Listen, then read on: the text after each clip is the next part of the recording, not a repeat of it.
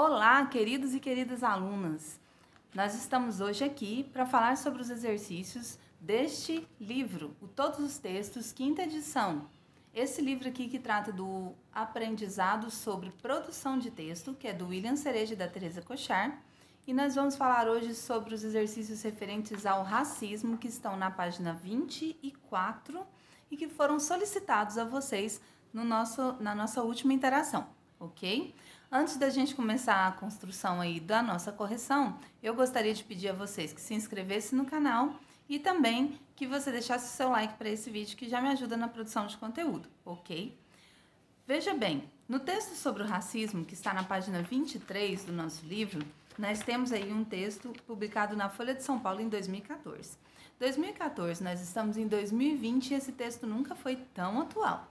Veja bem, na Netflix tem um documentário, na verdade é um seriado produzido com base na história de uma mulher negra norte-americana que construiu um império a partir do seu empenho. Então, nós vamos perceber aí que esse filme vai tratar do empoderamento não apenas negro, mas também das mulheres dentro de um contexto que era muito opressor.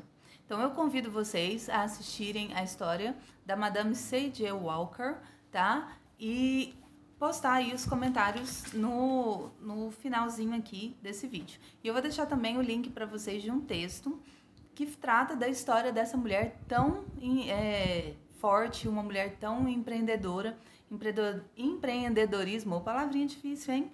Que está na boca do povo aí nesse ano de 2020. Então, nós temos visto falar de tanto empoderamento feminino e a Madame C.J. Walker, ela trabalha isso. O texto publicado na página 23 do seu livro didático, ele vai trazer alguns exercícios. Estes exercícios que foram solicitados para você fazer, que dizem respeito ao texto publicado pela Folha de São Paulo de 2014, conforme eu te falei.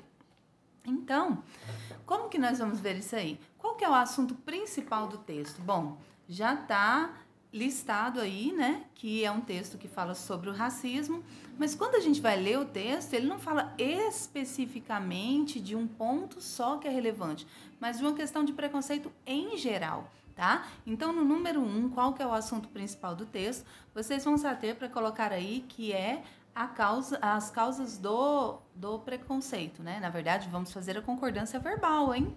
Não é as causas do preconceito. Se são as causas, então nós temos são as causas do preconceito, ok? Então eu quero que você se atente aí, porque o número 1 a gente tem esta colocação.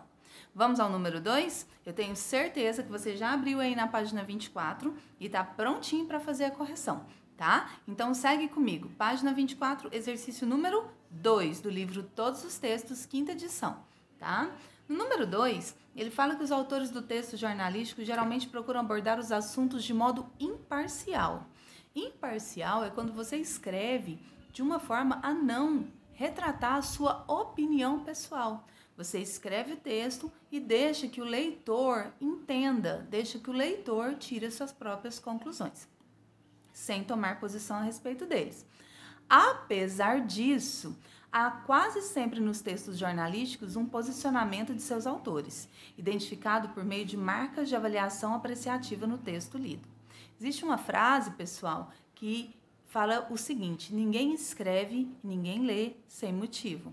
Vamos pensar sobre isso, né? Todas as vezes que nós escrevemos algo, nós temos um motivo colocado por trás dessa nossa vontade de escrever. Você escreve uma redação para o seu professor porque existe uma vontade, um empenho, uma necessidade de você pontuar dentro da escola. Se você é um jornalista, você está vendendo o seu trabalho e assim sucessivamente, ok? Então, na letra A, nós temos o seguinte questionamento. Número 2, letra A. Que expressão, no primeiro parágrafo, evidencia que o autor tem um posicionamento crítico em relação ao comportamento preconceituoso de certos grupos?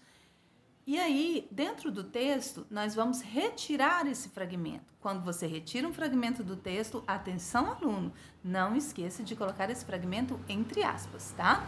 Então, qual que seria o fragmento, o posicionamento crítico, que revela um comportamento preconceituoso de certos grupos? Vamos atentar à frase?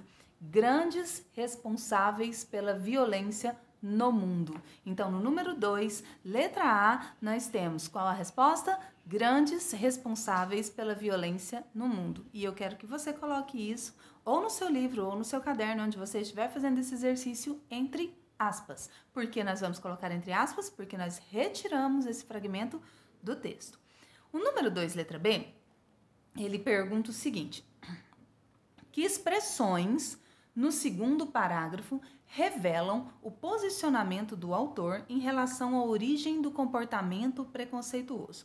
Aqui nós temos que estar atentos à construção da pergunta.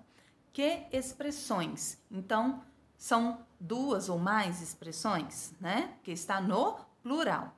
No segundo parágrafo, ele já te direciona onde você deve procurar a sua resposta. Atente a isso. Então, ele pede 2 ou mais expressões que estejam no segundo parágrafo que revelem o posicionamento do autor em relação à origem do comportamento preconceituoso. Vamos retirar do texto novamente, então nós temos que colocar a expressão entre aspas, ok? Então, no número 2, letra B, você pode colocar não é consciente, vírgula. Depois a gente pode colocar outra expressão. Lembre-se, cada expressão em aspas diferentes. Então, eu vou fazer assim, ó, abre aspas, não é consciente, fecha aspas. Agora eu vou colocar a segunda expressão. Então, o que eu faço? Vírgula e coloco aspas novamente. Abro aspas. Está arranjado nas profundezas do passado evolutivo. Está arraigado.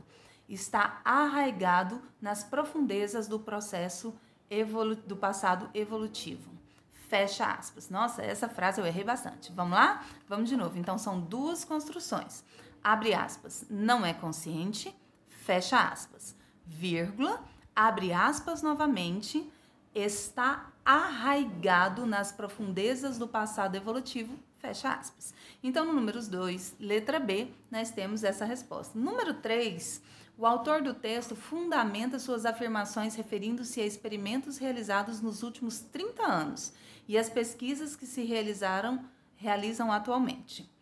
Qual é a diferença principal? Veja bem, não é qualquer diferença, é a diferença principal entre esses 2 tipos de pesquisas. Quais 2 tipos de pesquisas? As dos últimos 30 anos e as atuais.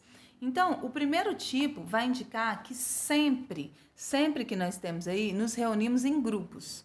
Nós sempre nos reunimos em grupos, mesmo que com objetivos fúteis. Então, nem sempre os nossos grupos vão gerar coisas que são, nossa, vamos mudar o mundo, mas sempre nos reunimos em grupos, né?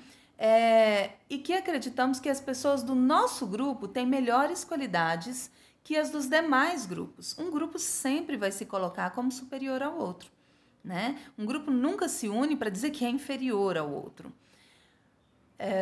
O segundo tipo procura esclarecer as razões situadas no nosso passado evolutivo, da tendência à formação de grupos e ao comportamento preconceituoso em relação aos outros grupos.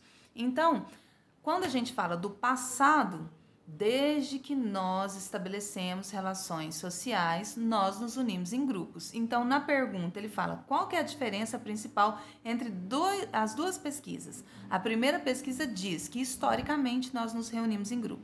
E a segunda pesquisa, a atual, coloca que todos os grupos, especialmente dentro do contexto capitalista, que é um contexto de embate, né? Geralmente de busca por se sobrepor aos demais, todos os grupos tendem a construir uma história de que são superiores aos demais, ok? Na letra B, esse vídeo está um pouco grande, mas vamos lá, com paciência a gente vence. Não se esquece de inscrever no canal, ok? Considerando que o texto é um artigo de opinião e que o autor deseja convencer seus leitores, responda, com que finalidade foram incluídas no texto as informações sobre essas pesquisas? Pessoal, essa é simples. Todas as vezes que nós temos uma questão para ser respondida, nós sempre colocamos no nosso texto um argumento de valor, um argumento que vai validar a nossa opinião. Então, quando ele coloca uma pesquisa, a pesquisa mencionada no texto é constituinte de um argumento de valor, ou seja, ela valida a opinião do autor sobre aquilo que ele deseja defender. Tranquilo isso? Então, a gente segue para o número 4. O número 4 na letra A. Qual que é o grupo identificado por nós e o identificado por eles? Como vemos cada um desses grupos? Quando eu digo nós, vamos lembrar dos pronomes. Eu, tu, ele. Eu, tu e ele, certo? Nós é um grupo no qual eu me incluo. Então, o nós é aquele grupo ao qual eu pertenço. E o eles é um grupo ao qual eu não pertenço. Ele se refere a um grupo que é estranho ao meu grupo. Estranho no sentido de eu não pertencer a ele, beleza? Porque as palavras nós e eles estão entre aspas para demonstrar que essa oposição ela é relativa, né? E na realidade, essa oposição entre o nós e o eles, quando nós estabelecemos relações sociais, elas não deveriam existir, né? Então, essa é a correção do exercício da página 24 do livro Todos os Textos, quinta edição, referente ao texto Racismo, da página 23. Eu espero que você tenha entendido, coloque as suas dúvidas nos comentários e eu gostaria que você identificasse qual é nos comentários para nós, né? Qual que é a importância de existir uma quebra nessa expectativa dos comentários racistas. Te explico. Qual que é a importância que existe para a nossa sociedade de que o racismo diminua a cada dia? Responde nos comentários para mim, se inscreve no canal, deixa o seu like e vai me ajudando a colocar conteúdo aqui, tudo bem? Vejo vocês na próxima atividade. Um abraço!